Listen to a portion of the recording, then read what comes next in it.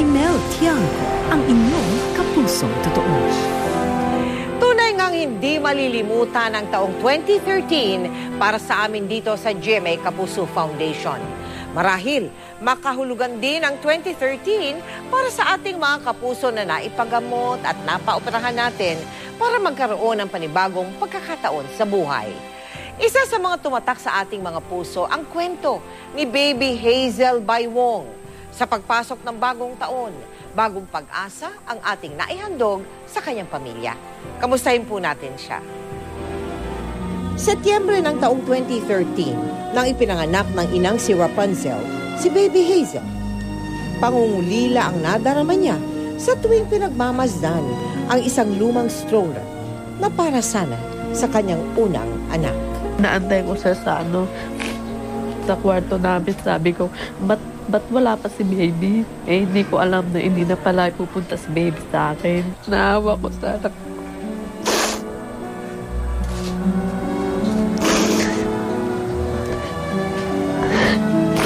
Kasi nahihirapan siyang huminga. Sa loob ng ospital, nakikipaglaban naman si Baby Hazel sa isang mabigat na karamdaman. Ang bukol na halos mas malaki pa sa kanyang mukha, nagiging balakid na rin sa kanyang paghinga. Ang pinagmumulan ng bukol niya na nakikita natin dun sa labas, ang pinagmumulan niya ay yung nandun sa ngalangala. Dahil maraming naantig sa kanyang kwento, tila nasagot ang mga dasal ni Rapunzel.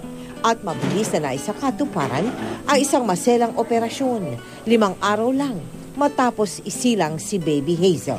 Basically, tinanggal lang natin yung tangkay niya na naka-attach doon sa ngalangalan ng pasyente. Oo, iniyakan pa yung anak ko sa sitwasyon niya. Kaya umiyak ako dahil tuwa ako kasi sa mga taong tumulong sa amin. Makalipas ang ilang buwan, isang masayahing Baby Hazel at ang kanyang mga magulang ang aming naabutan. Maraming salamat po sa tumulong sa amin, sa GMA Kapuso at saka sa ibang nag-donate. Kung may ngiti na rin, nakikita mo na yung ngiti. Siyempre, yun, ganda niya na, sobra.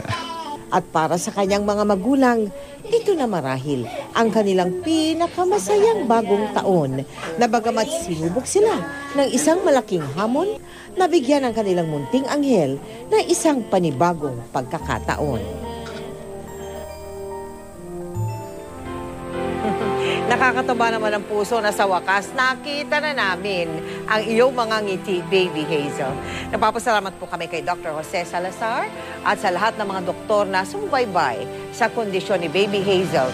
Isa lamang po si Baby Hazel sa mahigit 1,700 kapuso natin na nabigyan ng medical assistance sa ating proyektong Bisig Bayan nitong taong 2013. Samantala sa mga nais po maging bahagi ng aming projects, maaari po kayo magsadya o tumawag sa aming tanggapan, magdeposito sa aming bank account o sa anumang sangay ng Cebuana Luwilier o maglagon sa www.kapusofoundation.com.